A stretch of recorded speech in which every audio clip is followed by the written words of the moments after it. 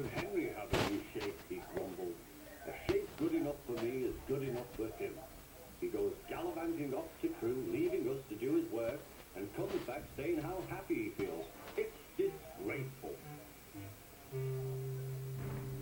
And there's another thing. Henry whistles too much. No respectable engine ever whistles loudly at stations. It isn't wrong, but we just don't do it. Poor Henry didn't feel happy anymore. Never mind, whispered Percy. I'm glad you're home again. I like your whistling. Goodbye, Henry, called Gordon. We're glad to have you with us again, but remember what I said. Later, Henry stopped at Edward's station. Hello, Henry, said Edward. You look splendid. I was pleased to hear your happy whistle yesterday. Thank you, smiled Henry.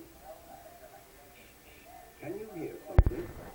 It sounds like Gordon, said Edward, and it ought to be Gordon. But Gordon never whistles like that.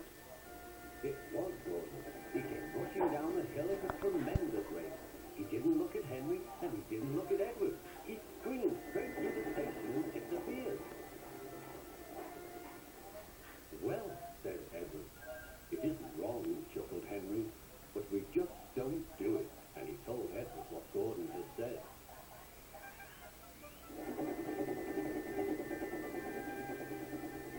Meanwhile, Gordon screeched along the line.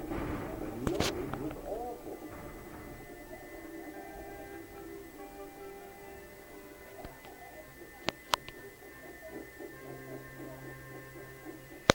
At the station, everyone held their ears. The controller held his ears too.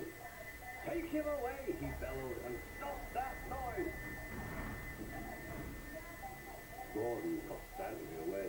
But he wouldn't stop whistling until two fitters climbed up and knocked his whistle